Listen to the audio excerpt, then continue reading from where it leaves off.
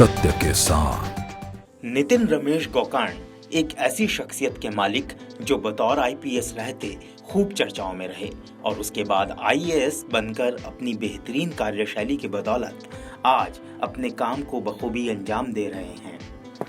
Senior IAS अफसर नितिन रमेश गोकर्ण पर आज उत्तर प्रदेश के आवास एवं शहरी नियोजन विभाग के प्रमुख सचिव की बड़ी जिम्मेदारी है।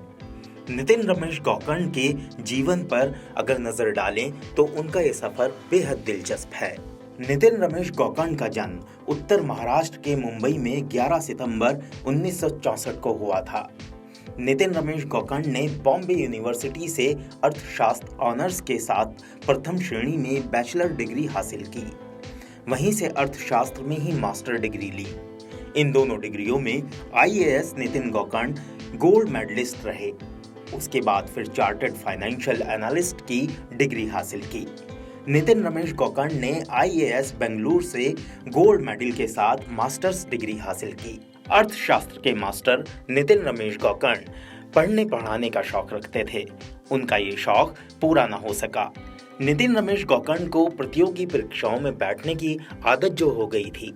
वक्त बदला और नितिन रमेश गोकर्ण ने बिना कोई कोचिंग लिए ही पहले ही प्रयास में परीक्षा पास कर 1987 बैच के आईपीएस अफसर बन गए। नितिन रमेश गोकर्ण 1987 बैच के एक वो तेज तर्रार आईपीएस अफसर जिन्होंने 3 सालों में अपराधियों की कमर तोड़ने का काम किया। बुलंद हौसलों के मालिक नितिन रमेश गोकर्ण ने नौकरी के दौरान बतौर आईपीएस 3 सालों तक उत्तर प्रदेश में हर गुनहगार मुलजिम को उनके अंजाम तक पहुंचाया। इंसाफ पसंद नितिन रमेश गोकर्ण ने अपनी उम्दा कार्यशैली की बदौलत उत्तर प्रदेश में 3 सालों में अपराधियों का सफाया किया था, जिसे आज भी याद किया जाता है। बहुमुखी प्रतिभाओं के धनी नितिन रमेश गोकर्ण का सफर भला यहाँ कहाँ खत्म होने वाला था।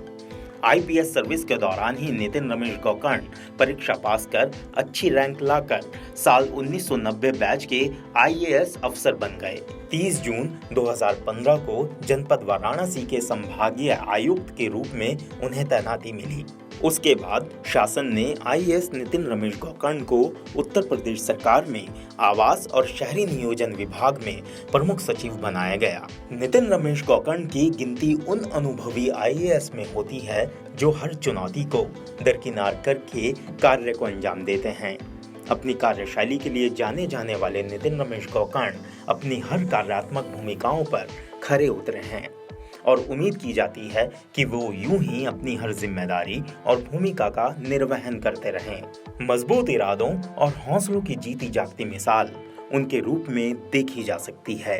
नमस्कार, मैं हूं मोहम्मद सलीम सैफी और आज हम आपसे जिस शख्स की मुलाकात कराएंगे उनका नाम है नितिन रमेश गोकर्ण, यानी कि उत्तर प्रदेश कैडर के वो आईएएस अधिकारी जिन्होंने पुलिस महकमे को भी अपनी सेवाएं दी हैं और उसके अलावा बनारस जैसे महत्वपूर्ण ज़िले के भी कलेक्टर और कमिश्नर रहे हैं। नितिन रमेश गोकर्ण वो शख्स हैं जिनके चेहरे पे हमेशा मुस्कुराहट रहती है और मुस्कुराते हुए उन्होंने पुलिसिंग भी की है और आज भारतीय प्रशासनिक सेवा के देश के उन चुनिंदा अधिकारियों में है जिसे जनता के बीच भी लोकप्रियता मिली है और सरकार में भी। सरकार किसी की भी रही हो, लेकिन नितिन रमेश गोकर्ण को हर सरकार ने वही महत्व दिया है जिसके वो अधिकारी हैं। तो आज हम उनसे रूबरू हो रहे हैं उनके उन अनछुए पहलुओं को लेकर जिसे जनता जानना चाहती है, क्योंकि वर्तमान में जो जिम्मेदारी निभा रहे हैं नितिन रमेश गोकर्ण वो जिम्मेदारी है प्रमुख सचिव आवास और शहरी नियोजन, यानी कि उत्तर प्रदेश को सजाने संवारने और लोगों को बसाने की जिम्मेदारी। तो हम बात करते हैं नितिन रमेश गोकर्ण जी से। रमेश जी, आपका बहुत बहुत स्वागत है हमारे इस खास प्रोग्राम में। और मेरी बात सीधी शुरुआत हो रही है कि आप डंडा राज यानी कि पुलिस यानी कि डंडा घुमाते घुमाते प्रशासनिक सेवा में आईएएस बनने की तरफ कैसे रुझान आ गया, जबकि पुलिस में रौब भी था, रुतबा भी था, सारी चीज़ें थी, लेकिन आपने पुलिस की नौकरी को त्यागा, 3 साल नौकरी की। 1987 में आईपीएस बनने के बाद में सीधे प्रशासनिक सेवा का रुझान क्या बचपन से मन में था या कॉलेज टाइम से क्या था? नमस्कार, ये बड़ा अच्छा रोचक सवाल है क्योंकि कई लोग इसके बारे में पूछते हैं कि 2 अलग अलग सेवाएं हैं। आईपीएस का अपना अलग महत्व है और बहुत महत्वपूर्ण है पुलिस का काम। क्योंकि आप इंस्टेंट जस्टिस आप दे सकते हो कि कोई जिसके खिलाफ गलत चीज़ कोई हुआ हो या किसी की सुनवाई नहीं हो रही हो तो तुरंत आप उसमें एक प्रकार से आप न्याय दे सकते हो। उसमें लॉ एंड ऑर्डर भी है, उसमें वीआईपी सिक्योरिटी भी है, क्राइम कंट्रोल भी है, कई प्रकार के पहलू हैं। बड़ा इंटरेस्टिंग है और काफ़ी लोगों से इंटेंसली जुड़ाव रहता है। पर ये एक बात थी कि उस समय बहुत यंग एज में चूँकि आ गए थे पुलिस में, तो हमारे कई लोगों ने कहा कि भाई एक यूनिडायमेंशनल कैरेक्टर मत बनिए। सोचिए कि यदि आपका जो है दायरा बढ़ता हो, मान लो उसमें ये भी एक पहलू है, मतलब आप फील्ड में तो रहेंगे तो लॉ एंड ऑर्डर से तो आपका जुड़ाव रहेगा ही, लेकिन उसके अलावा भी आप काफ़ी कुछ अलग अलग चीज़ें सीखेंगे और हर असाइनमेंट आपका जो भी आईएएस में रहेगा वो आपको एक सीखने का मौका मिलेगा अलग अलग पहलुओं का जो जीवन में है। तो केवल एक ही पहलू मत लेके चलिए, और पहलू भी है और दायरा अपना बढ़ाइए। तो इसी वजह से आईएएस की तरफ रुझान हुआ। आप इकोनॉमिक्स के छात्र रहे हैं और जाहिर बात है गोल्ड मेडलिस्ट, आपने ग्रेजुएशन में भी गोल्ड मेडल पाया, पोस्ट ग्रेजुएशन में भी गोल्ड मेडल।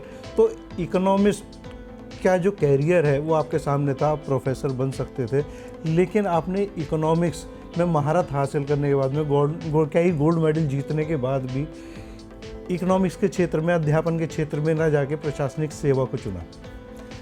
हाँ, ये बात सही है। कई बार मुझे भी अचरज होता है कि मैं इस तरफ कैसे आया, क्योंकि जब पढ़ाई कर रहे थे तो ये था कि हम पीएचडी करेंगे इकोनॉमिक्स में और उसी क्षेत्र में आगे अपने आप को बढ़ेंगे, और काफ़ी अच्छा खासा उस समय जानकारी और पकड़ थी विषय पर, और इसी वजह से संभवतः बहुत ज़्यादा यूपीएससी की पढ़ाई करनी नहीं पड़ी, क्योंकि अपना बेस जो था सब्जेक्ट का बहुत अच्छा था, तो आसानी से एक प्रकार से यूपीएससी में मार्क्स होकर के इस तरफ आ गए। ये ज़रूर है कि यदि इस दिशा में नहीं आता तो उस दिशा में आज कहीं और होते, इतना ज़रूर है। बॉम्बे यूनिवर्सिटी में जब आप छात्र के रूप में अपना अध्यापन कार्य कर रहे थे, तो उस कॉलेज टाइम में कोई ना कोई घटना बतौर छात्र आपको काफ़ी हंसी भी आती होगी, याद भी करते होंगे, ऐसी कोई घटना जो कॉलेज टाइम में आपने की छात्र के रूप में, जब आपके मन में ना आईएएस का कुछ था और ना ही आईपीएस बनने का कुछ था, बतौर छात्र बॉम्बे यूनिवर्सिटी का एक्सपीरियंस आपका? वो थोड़ा सा यूपी और मुंबई के परिवेश में अलग अलग है।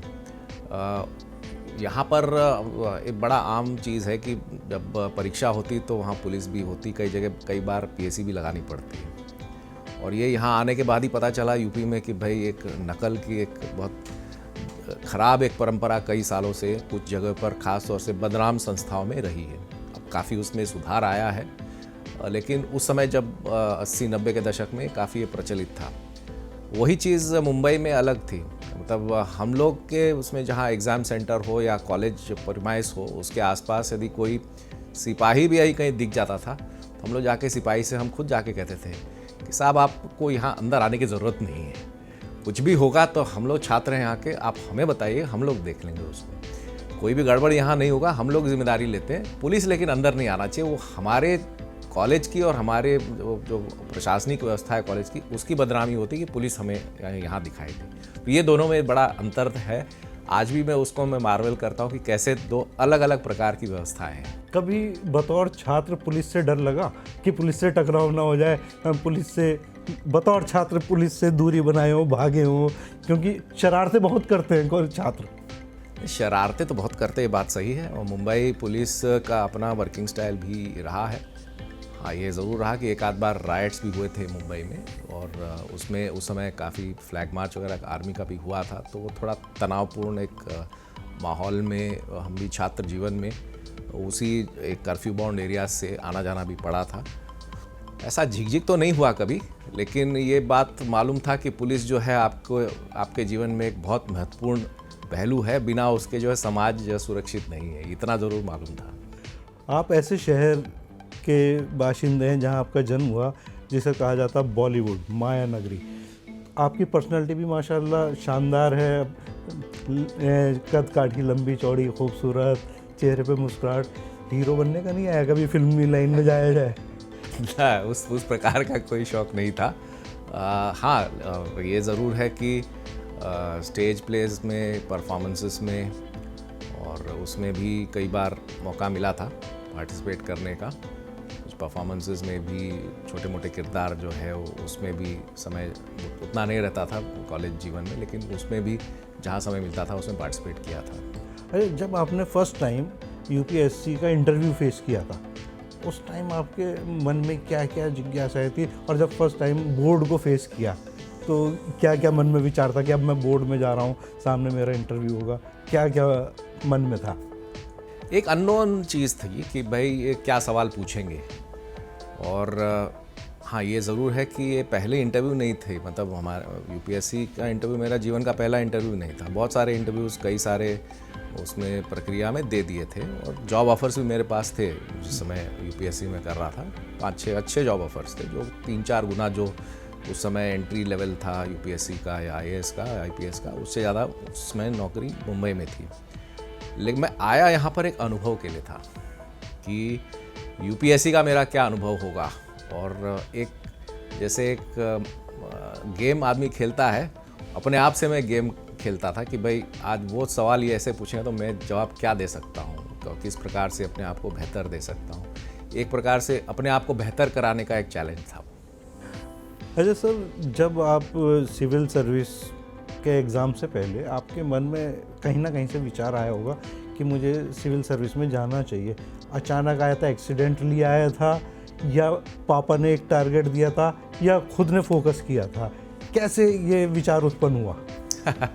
ये बड़ा विचित्र है, चूँकि छात्र जीवन के दौरान भी पढ़ाई वो अलग चल रहा था, कोई यूपीएससी फोकस नहीं था उसमें, पर बेस बहुत सॉलिड था। और एक प्रकार से उस समय एक जुनून सा ये भी था कि अलग अलग जो कॉम्पिटिटिव एग्ज़ाम्स होते थे उसके लिए बैठते थे, तो बैठ करके केवल उसका अनुभव लेना और पूरी उसकी प्रक्रिया में कहाँ तक जाता है वो देखना अपने आप को। कॉम्पिटिटिव कोई ज़रूरी नहीं कि वो पब्लिक सेक्टर में ही हो, प्राइवेट सेक्टर की नौकरी में भी जो उस समय एड्स आते थे तो उसमें भी बैठ करके अपीयर हो करके उसमें भी कई सारे जॉब ऑफर्स उसी दौरान मिले भी थे। तो ये कोई ऐसा नहीं था कि टारगेट यूपीएससी करके चले थे, ये कहना मेरे लिए ठीक नहीं होगा। हाँ, ये one amongst the many options आया था, और ये भी है कि मेरा परिवार थोड़ा, मेरे पिताजी भी थोड़े अचंभित हो गए कि भाई तुम यूपीएससी में आने के बाद तुम तो जाने वाले नहीं थे, फिर क्यों अचानक कह रहे हो कि भाई आईपीएस ज्वाइन करना चाहता हूँ। मतलब ये भी उनके लिए भी एक सवाल था। आपका ताल्लुक देवभूमि से भी रहा है।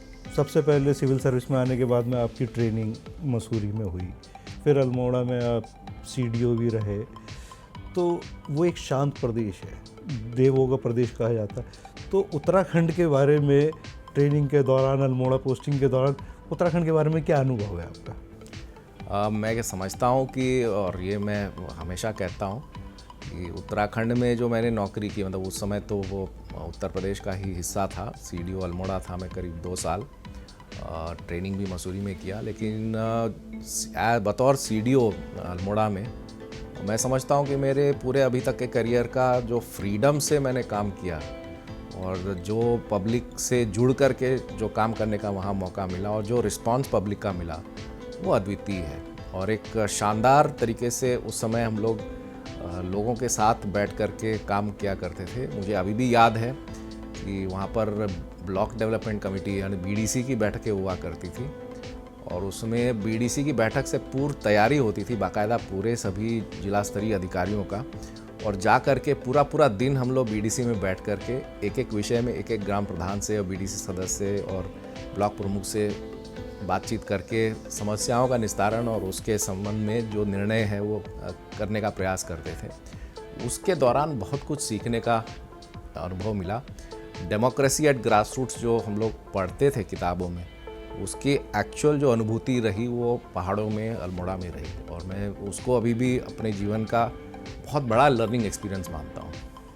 आपकी पोस्टिंग के दौरान इकोनॉमिक्स का एक्सपर्ट होना, उसका गोल्ड मेडल पाना, कहीं आपको सुखद अनुभूति थी कि इकोनॉमिक्स से कहीं मदद मिली हो आपके पोस्टिंग के दौरान, जिसे आप मानते हो कि अगर शायद मेरा इकोनॉमिक्स का बैकग्राउंड नहीं होता तो शायद ये नहीं कर पाता, ऐसा कुछ?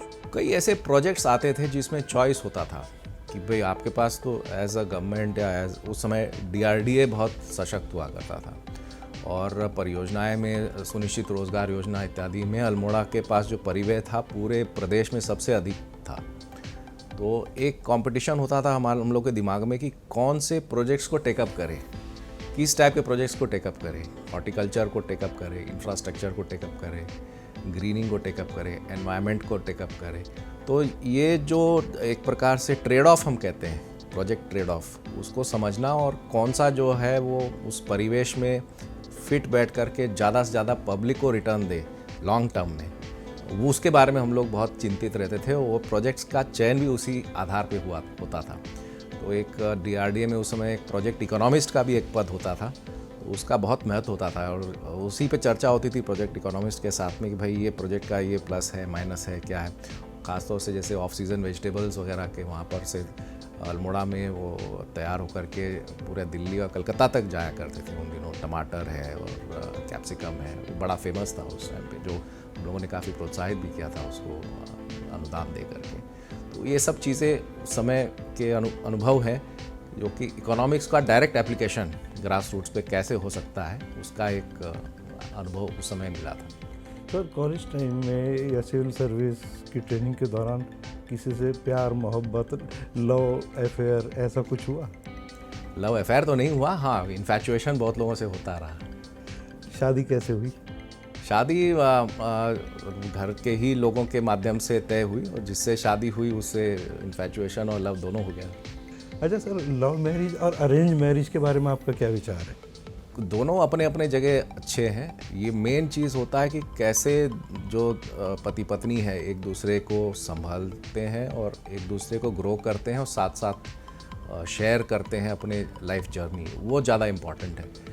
किस मोड से आप एक दूसरे के जान पहचान में आए, वेदर पारिवारिक रूप से या लव मैरिज, आपका जो परिवेश है उसमें आपने पाए, वो बहुत ज़्यादा मैटर नहीं करता है, क्योंकि कई बार लव मैरिज भी ब्रेक हो जाते हैं, कई बार जो अरेंज मैरिजेस भी बहुत सक्सेसफुल होते हैं। तो दोनों का अपना अपना है।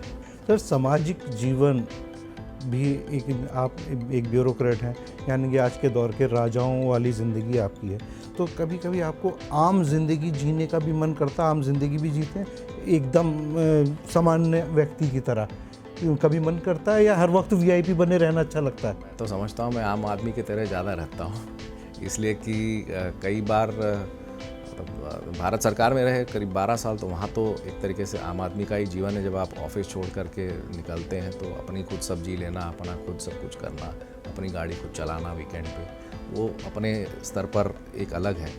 और इवन इधर भी मतलब कई बार ये होता है कि भाई अपनी गाड़ी और वो सब छोड़ करके अपने परिवार के साथ जैसे होता है नॉर्मल परिवेश में आदमी जीता है समाज में, उसी परिवेश को अनुभव करना वो एक रहता है। आजकल सिविल सर्विस के जो अधिकारी हैं उन लोगों में एक क्रेज़ चल रहा है कि बिफोर रिटायरमेंट वो अपना प्लेसमेंट प्लान कर लेते हैं पॉलिटिक्स में। बहुत से लोग तैयारी करते हैं कि हमें रिटायरमेंट के बाद में पॉलिटिक्स करनी है, और बहुत से VRS लेके पॉलिटिक्स में आ जाते हैं। तो ऐसे विचार के बारे में आपकी क्या राय है, क्या सोच है? अच्छा है, यदि कोई ब्यूरोक्रेट पॉलिटिक्स में आता है तो अच्छा है, मतलब उसका जो अनुभव रहा है पब्लिक वर्किंग में, वो डेफिनेटली समाज के लिए हितकारी है और होना भी चाहिए। जिसको यदि उसमें रुचि है उसमें जाना चाहिए। अच्छा सर, अब आपकी प्रशासनिक सेवाओं के बारे में कुछ सवाल रहेंगे कि कभी आपको IAS होने का वो सुखद एहसास हुआ हो जो आम आदमी में किसी एक सामान्य परिवार या सामान्य व्यक्ति के लिए आपने ऐसा कोई काम किया हो जिसे आपको लगा हो कि हाँ मेरा IAS होना एक सफल हो गया? ऐसा तो कई बार हुआ है और यही एक पहचान है सिविल सर्विसेज में, चाहे वो IAS हो चाहे IPS हो, कि आप कितने हज़ारों या कितने लाखों लोगों का जीवन आप बेहतर कर सकते हैं। छोटे मोटे डिसीजंस आपको लगते हों, लेकिन उस अगले व्यक्ति के लिए, उसके जीवन के लिए बहुत महत्वपूर्ण चीज़ होते हैं। और हो सकता है कि वो मेक और ब्रेक हो उस व्यक्ति के लिए, कि उसका जीवन उससे बन जाए या बिगड़ जाए। आपके लिए बहुत छोटी सी वो चीज़ हो। तो ये कई ऐसे मौके आए जिसमें कि मुझे लगा कि हाँ, हम लोग सिविल सर्विसेज में यदि पॉजिटिवली देखें समाज को बेहतर कराने के लिए, तो आप अपने पूरे करियर में 30-35 साल जितनी आपकी करियर है उसमें लाखों लोगों का लाइफ आप पॉजिटिवली आप इम्पैक्ट कर सकते हैं। ऐसे कुछ केसेस हमारे दर्शकों से शेयर करना चाहें? किसी का जैसे मकान किसी ने कब्जा कर लिया, कई ऐसे थे जिनका मकान कब्जा कर लिया, जिस पे कई गलत केसेस डाल दिए गए थे और हुआ था कि भाई वो इनोसेंट है। कई ऐसे मामले हैं। मतलब जब आप उसमें रम जाते हैं तो तब आपको पता नहीं चलता है उसके बारे में। नहीं, ऐसा कोई मामला है जो दिल को छू गया हो पूरे कैरियर के दौरान? दिल को छूने वाले कई हैं। उसमें एक आध जो मसला है वो एक पर्टिकुलर व्यक्ति के घर के अंदर घुस कर के लोगों ने उसका कब्जा करके उसको बेघर कर दिया था और सारा ज़बरदस्ती उसे लिखवा करके उसके मतलब पूरा एक तरीके से उसको सड़क पे ले आए थे। तो उसको वापस उसको रिस्टोर कराना पंचायत ही के माध्यम से कि भाई अल्टीमेटली दोनों को उसी परिवेश में रहना है।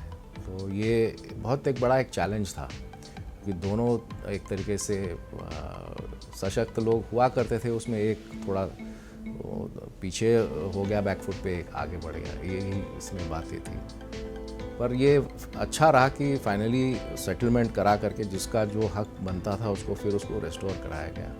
तो वो केवल उस व्यक्ति का नहीं बल्कि उसके पूरे परिवार का एक तरीके से घर बस गया। सर, आजकल एक चर्चा हर जगह होती, किसी का काम नहीं होता तो वो कहता भ्रष्टाचार हावी है, कोई कहता फला अधिकारी भ्रष्टाचारी है, विभाग में भ्रष्टाचार।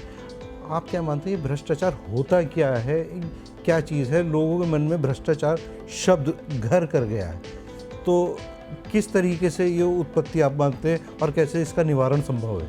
देखिए, जहाँ डिस्क्रिशन है वहाँ यदि किसी ने नहीं किया तो आपको लगता है कि भाई ये भ्रष्टाचार की वजह से, मैं हो सकता है कि मैंने नहीं दिया इस वजह से नहीं हुआ, ये हो सकता है कि एक उसका पहलू हो। दूसरा है कि भाई उसने अपना काम आउट ऑफ टर्न और जल्दी करा लिया, तब वहाँ लंबी लाइन लगी है और वो अपना जो है प्रायोरिटी पे उसको उसने कर लिया। ये इश्यूज़ रहते हैं जहाँ पर भी डिस्क्रिशन है। लेकिन जहाँ पर डिस्क्रिशन नहीं है, और आजकल आईटी टूल्स काफ़ी हद तक उसमें बढ़ कर के आ रहे हैं, जहाँ डिस्क्रिशन जो एक्सरसाइज होता था तो काफ़ी हद तक वो उसका लिमिट्स कम कर दिया है। तो ऐसे माहौल में धीरे धीरे मैं समझता हूँ कि ओवरऑल चीज़ें बेहतर हो रही हैं। हाँ, ये ज़रूर है कि लोअर लेवल पे जहाँ पे भी डिस्क्रिशन लोग एक्सरसाइज करते हैं वहाँ ये समस्या आज भी काफ़ी हद तक बरकरार है, जिसको कि टेक्नोलॉजी ही एक सॉल्यूशन है जिससे हम उसको ख़त्म करें। अच्छा सर, अब हम बात करते हैं आवास विभाग के आप प्रमुख सचिव हैं, पहले पीडब्ल्यूडी में रहे। पीडब्ल्यूडी में रहते हुए आपने 20,000 करोड़ से बड़ी योजनाओं को एग्जीक्यूट कराया। एक बहुत बड़ी चुनौती थी उत्तर प्रदेश के 75 ज़िले। सड़कों का जाल बिछाने में आपका महत्वपूर्ण रोल रहा। अब आपके पास जिम्मेदारी है आवास की, यानी कि लोगों को छत देने की जिम्मेदारी है, जो मुख्यमंत्री जी का भी विज़न है। तो मुख्यमंत्री जी चाहते हैं कि हर शख्स को, हर परिवार को एक आवास मिले, लेकिन पिछले 5-5.5 सालों से आवास विभाग की कोई योजना नहीं आई। गाज़ियाबाद हो, मेरठ हो, लखनऊ हो, पूरा उत्तर प्रदेश देख लें तो इस तरफ कुछ फोकस किया? क्योंकि आपका जो इतिहास रहा, पीडब्ल्यूडी में जो जाल बिछाया उत्तर प्रदेश में, वो एग्जीक्यूशन आप ही कर पाए थे। अब आवास में क्या कर रहे हैं? ये चैलेंज है जब से ये नया लैंड एक्विजिशन एक्ट आ गया है। पहले लैंड एक्विजिशन करा करके लैंड बैंक प्राधिकरण अपना बढ़ा करके और उसको फिर अलॉट करके एक वो साइकिल बना हुआ था। क्योंकि अब लैंड एक्विजिशन का कॉस्ट जो है काफ़ी बढ़ गया है, तो इस वजह से कमर्शियली वायबल प्रोजेक्ट्स अब बहुत कम रह गए हैं, जिसको कि आप एक्वायर 4 गुना दे करके, आप एक्वायर करके कंस्ट्रक्ट करके आप यदि फिर उसको देते हैं तो वो फिर जो आपका कॉस्ट निकलता है उससे आप किसी प्राइवेट प्लेयर के साथ आप उसको मैच नहीं कर पाते। तो इस वजह से अभी हम लोग उसको थोड़ा चेंज करना चाह रहे हैं, जो प्रक्रिया है, और उसको हम लोग ले जाना चाह रहे हैं टुवर्ड्स टाउन प्लानिंग स्कीम्स, जो कि गुजरात या महाराष्ट्र में काफ़ी सालों से जो चल रहा है। उसके लिए एक नए एक्ट की हम लोग प्रयासरत हैं कि उसको ले आया जाए और यहाँ पर लागू करें, जिससे कि लैंड एक्विजिशन में होता यह था कि काश्तकार को आप पैसा दे करके उसका स्टेक आप ख़त्म कर देते थे। टाउन प्लानिंग स्कीम में यह है कि उसको आप भागीदार बनाते हो किसान को, और जो भी डेवलप होगा उससे विन विन दोनों को होता है, प्राधिकरण को भी होगा और काश्तकार की जितनी ज़मीन है उसकी वैल्यू जो है कई गुना उसको वापस मिलेगी। भले ही आपको लगे कि भाई 1 एकड़ से मुझे जो है कम मिल रहा है, यदि मेरा पहले x था तो x माइनस वाई मुझे मिल रहा है, लेकिन x माइनस वाई की वैल्यू 3 गुना होगी x के वैल्यू से, तो दोनों को ये विन विन है। तो इस दिशा में अभी हम लोग फोकस कर रहे हैं कि जिससे कि जो मेन जो बॉटलनेक है लैंड बैंक का, वो यदि एड्रेस हो जाए तो उसके बाद से कई सारे प्रोजेक्ट्स पूरे प्रदेश भर में हम उसको करा पाएंगे। शहरी नियोजन की अगर हम बात करें तो उत्तर प्रदेश में जितने ज़िले हैं, और आपको जिम्मेदारी लिए हुए भी बहुत ज़्यादा वक्त नहीं हुआ, तो ओवरऑल हम अगर स्टेट की बात करें उसमें ट्रैफिक जाम और एनक्रोचमेंट एक बहुत ही बड़ी समस्या है। तो क्या आपने शहरी नियोजन के तहत ऐसा कुछ प्लान किया कि बहुत लोगों अपने सड़क पर रैंप बना लेते हैं, कब्ज़ा कर लेते हैं, तो इस तरफ कुछ ठोस योजना, पॉलिसीगत कोई योजना? ये प्रॉब्लम हमारे शहरों का क्या है कि जो लोकेलिटीज़ हैं जहाँ पे अनरेगुलेटेड अनप्लान्ड कॉलोनीज़ विकसित हो रहे हैं, या ओल्ड एरियाज़ हैं जहाँ पर कि ऑर्गेनिक ग्रोथ हुआ था, गांव से वो शहरीकरण हुआ था उसका, उन इलाकों में जो आप कह रहे हैं ये ज़्यादा प्रॉब्लम प्रचलित है। और मैं मानता हूँ कि चूँकि कुछ सालों में हम लोगों ने बहुत ज़्यादा प्लान डेवलपमेंट, जैसे आप देखेंगे गोमती नगर है या नोएडा है, प्लान सेक्टर करके उसको डेवलप कराया गया, लेकिन यदि ये नहीं होता तो शहरों की स्थिति और हमारी बदतर होती। तो कुछ शहरों में जहाँ जहाँ ये नहीं हो पाया है, वहाँ शहरों की हालत वास्तव में कठिनाई का है। तो ये जो अभी बात हो रही कि टाउन प्लानिंग स्कीम और लैंड पूलिंग और इंटीग्रेटेड टाउनशिप्स को डेवलप कराना, ना कि हर एक को छोटे छोटे प्लॉट्स पर पूरा उसको डेवलप कराना बिना इंफ्रास्ट्रक्चर के, ये जो प्रक्रिया है इसको हम अभी तेज़ी से लागू करने का प्रयास करेंगे। वैक्यूम में लोगों का जीवन नहीं होता है, मतलब जिसको आवाज़ की ज़रूरत है वो कहीं ना कहीं आवाज़ तो अपना बनाएगा ही। सवाल यह है कि जो गाइडलाइंस है उसके तहत वो बनाए, वो ज़्यादा बेहतर है। और प्लान्ड रूप से डेवलप हो तो शहर भी सुंदर हो और लोगों को आवाज़ भी सस्ती मिले। तो आपकी समस्या का समाधान के लिए प्राइवेट बिल्डर खड़े रहते हैं, और प्राइवेट बिल्डर्स को आप बहुत ज़मीन अलॉट भी करते हैं जहाँ पे आम आदमी के लिए मकान बनाने के लिए, जैसे हम पश्चिमी उत्तर प्रदेश की बात करें या बनारस साइड की बात करें, तो प्राइवेट बिल्डर्स बहुत तेज़ी के साथ ऊपर आए थे, लेकिन अब उनकी सबकी सांसें अटक रही हैं। किसी ने 10 साल से डिलीवरी नहीं की, किसी ने 15 साल से डिलीवरी नहीं की, और लोगों के पैसे फंसे हुए हैं।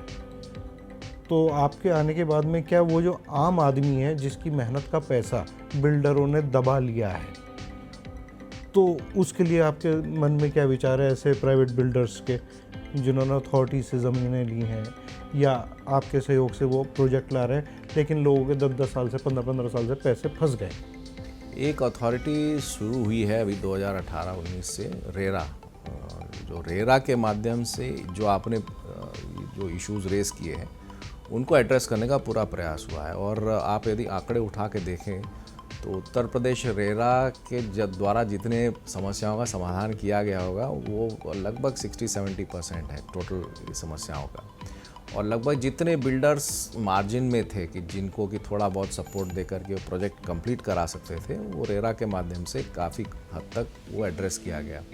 हाँ, लेकिन जहाँ पर बिल्डर इटसेल्फ को लिक्विडिटी इशू हो गया और वो डिलीवर अब नहीं कर सकता है या अंडर वाटर हो गया, जितना कि उसका इकोनॉमिकल उसका जो ब्रेक इवन था उससे अब कम ही उसको पैसा यदि उससे निकल पा रहा है, तो वहाँ पर ज़रूर ये प्रॉब्लम्स है अभी भी जो आपने मेंशन किया। लेकिन उसके लिए भी सॉल्यूशंस खोजे जा रहे हैं कि किसी तरीके से अन्य माध्यम से उन प्रोजेक्ट्स को कंप्लीट कैसे करें, उस पर चर्चा चल रही है। योगी जी के सपनों को साकार करने में आप दिन रात लगे हुए हैं, लेकिन धरातल पर कब तक पहुंचेगा जो आम आदमी को आवास की समस्या का समाधान हो जाए? मैं समझता हूँ यदि पॉलिसीज़ हमारी सही रहे, प्रॉब्लम प्रोजेक्ट्स का नहीं है, प्रॉब्लम पॉलिसीज़ का है। यदि पॉलिसीज़ हम एनेबल कर दें कि जिससे प्राधिकरण को लैंड अवेलेबिलिटी आसान हो जाए, लैंड बैंक्स को डेवलप कर सके और प्रोजेक्ट्स दे सके। कुछ प्राधिकरण है जो कर रहे हैं, जैसे बरेली है वो कर रहा है। बरेली प्राधिकरण सडनली आप देखें उसके आंकड़े 8 गुना बढ़ गया है। कानपुर है जो कर रहा है। कुछ प्राधिकरण में जहाँ लैंड बैंक है वहाँ हो रहा है, जहाँ लैंड बैंक नहीं है उनकी समस्या है। तो यदि हम पॉलिसी सही रखें कि प्राधिकरणों के पास लैंड बैंक बढ़ जाए और जो हमारे प्राइवेट इन्वेस्टर्स हैं वो एनेबल हो जाए कि हम अपना निवेश जो जहाँ जहाँ प्राधिकरण को वो सपोर्टिंग रोल में आकर के प्राधिकरण और प्राइवेट निवेशक मिल करके शहर को डेवलप करें, तो मैं समझता हूँ कि शहरों का जो इधर जो विकास जिस प्रकार से अपेक्षित है आगे आने वाले समय के लिए, क्योंकि अभी अर्बनाइजेशन हमारा लगभग 22-23% आंकड़ा बताता है वो है, अब इसको लगभग 40% होना है 2050 तक, तो लगभग डबल हमारा अर्बन ग्रोथ रेट होना है। तो उसके लिए नियोजित विकास करने के लिए ये दो चीज़ें साथ साथ है। सरकार सब चीज़ पूरे अपने से नहीं कर पाएगी, प्राइवेट डेवलपर भी बिना एनेबलिंग एनवायरनमेंट के कर नहीं पाएगा, तो दोनों को साथ लेके हमें चलना होगा। आपके फोकस एरिया में एक सब्जेक्ट है लोकल ट्रांसपोर्ट। आप मेट्रो का जाल उत्तर प्रदेश के कई शहरों में फैला रहे हैं। लोकल ट्रांसपोर्ट स्मूथ रहे तो वो भी आपका एजेंडा है, तो हमारे दर्शकों से आप शेयर करना चाहिए। इस समय हमारे जो मेट्रो सिटीज़ हैं उसमें लखनऊ है, कानपुर है, गाज़ियाबाद में एक हिस्से में है, और आरआरटीएस अभी गाज़ियाबाद से मेरठ तक हमारा काम चल रहा है। कानपुर में एडिशनल लेंथ पे काम चल रहा है, और आगरा में काम चल रहा है। तो मैं समझता हूँ कि पूरे देश में सबसे ज़्यादा मेट्रो सिटीज़ जो है वो उत्तर प्रदेश में ही है, और बहुत कम ऐसे जगह हैं जहाँ पर एयरपोर्ट कनेक्टिविटी मेट्रो से है। दिल्ली छोड़ दें तो बाकी और शहरों में उतनी नहीं है जितनी कि लखनऊ में। अब इसमें हम लोगों ने एक नई पॉलिसी ले आए हैं जिसको हम कहते हैं ट्रांजिट ओरिएंटेड डेवलपमेंट। जो हमारा मेट्रो कॉरिडोर है उससे 500 मीटर अगल बगल के दोनों जगहों का उसको मिक्स्ड लैंड यूज़ करा करके हायर FAR दे करके वॉकेबल और लिवेबल सिटीज़ को बनाने की हमारी पॉलिसी चल रही है। अभी हमने TOD पॉलिसी तो हम ले आए हैं, अब उसका हम प्लान स्टेज पर जोनल प्लान तैयार करा रहे हैं, जिसके बाद से ये ओपन अप कर देंगे कि जो एडिशनल FAR है और मिक्स्ड लैंड यूज़ है उससे मार्केट्स अपने आप खुल जाएंगे अलॉन्ग मेट्रोज। उसमें विन विन है कि भाई प्राइवेट निवेशक भी आएगा, सरकार को भी फ़ायदा होगा, और कुछ हिस्सा उसमें प्राधिकरण को, कुछ वापस मेट्रो अथॉरिटी को भी मिलेगा। आपने देखा होगा कुछ शहरों में ये काफ़ी सक्सेसफुल है। अभी नए शहरों में, मुंबई में और पुणे में इसका काफ़ी काम चल रहा है। परचेजेबल FAR का हमारी पॉलिसी आ गई, ट्रांसफरेबल डेवलपमेंट राइट्स हमने उसको करा दिया है, उसको भी हम ब्लॉकचेन के माध्यम से, अभी अगस्त में उसकी पॉलिसी आ गई है। IIT कानपुर के साथ ब्लॉकचेन टेक्नोलॉजी के माध्यम से TDR विद परचेजेबल FAR को हम लोग अभी लागू कर रहे हैं। पायलट रूप में कानपुर लिया है, फिर हम सभी पूरे प्रदेश में उसको करेंगे, जिससे कि डेंसिफिकेशन माने अर्बन एरियाज़ में ही आदमी वर्टिकल जा सके, और डेंसिफिकेशन में जहाँ पर वो नौकरी कर रहा है वहीं वो निवास भी कर सके, जिससे कि जो ट्रांसपोर्टेशन की हमारी मूलभूत समस्या है कि भाई मैं नौकरी कहीं कर रहा हूँ और है कहीं रहा हूँ और रोज़ मुझे आना जाना है, उसी में मेरा समय जा रहा है, ये इश्यूज़ जो है इसको एड्रेस हो। मुख्यमंत्री जी के दिल को छूने वाला एक प्रोजेक्ट, आम जनता को दिल को छूने वाला प्रोजेक्ट है, और वो प्रोजेक्ट है अयोध्या। अयोध्या को विश्व स्तर का बनाने के लिए क्या विचार है आपका, क्या योजना है? अयोध्या का विजन डॉक्यूमेंट तो सबके सामने है, उस पर काम कई उसमें चल रहा है। माननीय प्रधानमंत्री जी और माननीय मुख्यमंत्री जी के निर्देशों में प्रोजेक्ट्स काफ़ी उसमें सैंक्शन हुए हैं। आवास विभाग के तरफ से अब वहाँ एक नए अयोध्या को बसाने के लिए 1200 एकड़ में फुल्ली प्लान्ड टाउनशिप एक बनाने का हम लोग कर रहे हैं, और बेस्ट ऑफ अर्बन डिज़ाइन जो अर्बन प्लानर्स हैं हमारे हिंदुस्तान के, उनको हम लोगों ने इसमें ऑनबोर्डिंग करके प्रयासरत हैं। हम लोग की एक कंपटीशन है भारत सरकार में, जिसमें कि 8 नए शहरों के लिए भारत सरकार 1000 करोड़ रुपया देगी, उसमें भी हम लोग पार्टिसिपेट करने का प्लान हम लोग बनाए हुए कि जिससे कि जो अयोध्या का स्वरूप है वो कम्प्लीटली ट्रांसफॉर्म हो जाए, और एक लोगों में एस्पिरेशनल हो कि भाई हम भी जाके अयोध्या में उस जगह में हम भी जाके रहें और उसको अनुभव करें। उस प्रकार का एक एस्पिरेशनल सिटी हम लोग डेवलप करने के लिए कार्य कर रहे हैं। प्रधानमंत्री जी को के दिल को छूने वाला बनारस, उससे आपका भी बहुत अटैचमेंट है। आप DM भी रहे, कमिश्नर भी रहे, मुख्यमंत्री जी का भी फोकस बनारस है, प्रधानमंत्री जी का फोकस बनारस है, नितिन रमेश गोंकर्ण का फोकस बनारस है। तो बनारस के लिए क्या क्या चल रहा है? वाराणसी के लिए तो रिंग रोड्स का जो जाल है वो कंप्लीट होने जा रहा है, लेकिन अंदर के ट्रांसपोर्टेशन का इशू है, बिकॉज़ बहुत कंजस्टेड शहर है और सड़कों पर जो थ्रूपुट है वो उतना ज़्यादा न होने के कारण जाम ज़्यादातर लगा रहता है। मुख्य जो मार्केट्स हैं वाराणसी के, चाहे वो गल्ला का हो, सब्जी का हो, दवा का हो, सब शहर के बीचों बीच है, और लॉजिस्टिक्स और पिलग्रिम मूवमेंट्स दोनों साथ साथ उसी जो थॉरोफेयर है, रोड है, उसी में होता है। तो अभी एक प्रयास हो रहा है कि रोपवे को इंट्रोड्यूस करें वाराणसी में। तो रोपवे प्रोजेक्ट लगभग फाइनल स्टेजेस में NHLML के साथ MOU भी हो गया है, उसको टेंडर आउट उन्होंने किया है।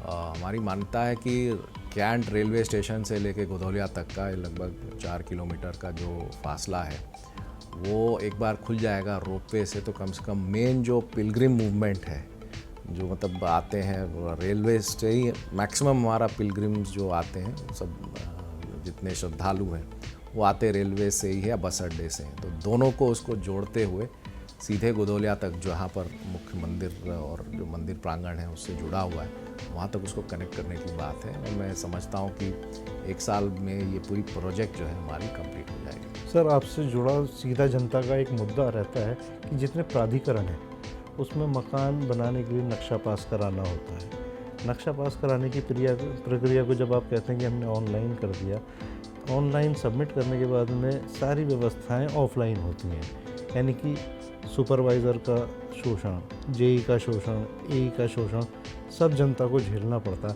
नक्शा पास कराने में जनता बहुत परेशान रहती है, इरिटेट हो जाती है। वो इरिटेट ना हो, परेशान ना हो, प्राधिकरण के JE, AE या उसके उच्च अधिकारी, ये माना जाता है कि अगर किसी भी प्राधिकरण का JE है तो वो भी करोड़पति होगा। तो करोड़पति सरकार की तनख्वाह में तो संभव नहीं है, तो कहीं ना कहीं जनता का शोषण है उसमें। तो इसमें ट्रांसपेरेंसी के लिए आपने कुछ सोचा?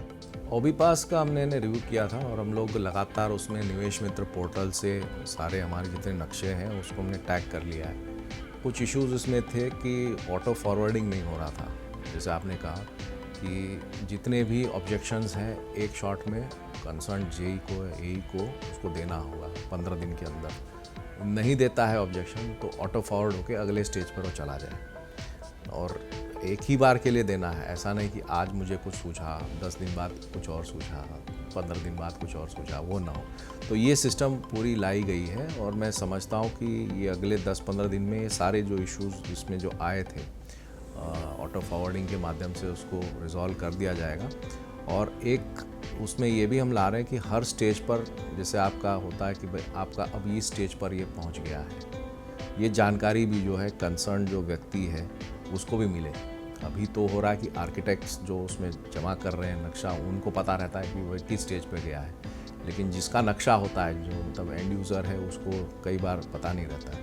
तो ये भी सिस्टम जनरेटेड अलर्ट्स जो कंसर्न लोगों को कि भाई अब ये स्टेज निकल के इस स्टेज पे आ गया है और अब आपका यहाँ पर इतने दिन में ये क्लियर हो जाएगा। ये जानकारी लोगों को रहेगा तो अपने आप ट्रांसपेरेंसी आएगी। और जैसे मैंने कहा कि ये सब IT टूल्स ही है इसका सॉल्यूशन, और कोई चारा नहीं है इसमें। अंत में आपसे ये चाहूँगा कि आप जनता को, हमारे दर्शकों को ये बताएं जो चीज़ मेरे पूछने से रह गई है। आपने मेरे ख्याल में काफ़ी कुछ पूछ लिया है। आवास जो है मेरे ख्याल में एक महत्वपूर्ण विभाग है, एक मूलभूत सुविधा है हर एक के लिए। सर पे छत रहना आज भी जो सबसे गरीब तबका है उसके लिए एक जीवन में एक बहुत बड़ा एक पहलू है, एक बहुत बड़ा माइलस्टोन है।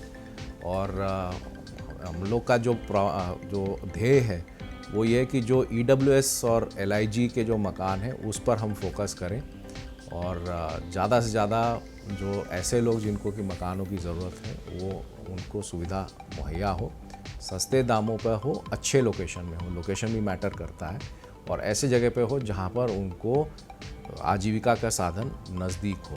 तो ये फोकस है और इस पर हम लोग पॉलिसीज़ के माध्यम से लगातार प्रयासरत हैं। तो प्रमुख सचिव आवास नितिन रमेश गोंकर्ण जी ने जिस तरीके से अपनी बात बेबाकी से रखी है और कहा है कि मुख्यमंत्री जी का विज़न खुद उनका विज़न है, इसलिए आम जनता को आवास की कोई समस्या नहीं रहेगी। मानचित्रों में जो उनके सामने भ्रष्टाचार जैसा दानव नज़र आता है उस दानव को भी मारने की बात नितिन रमेश जी ने कही है। तो अब देखना यह है कि कितना जल्दी उत्तर प्रदेश सरकार की आवास योजनाएं आम आदमी को उनका मकान मुहैया कराती हैं। फिलहाल मोहम्मद सलीम सैफी को दीजिए इजाज़त। नमस्कार।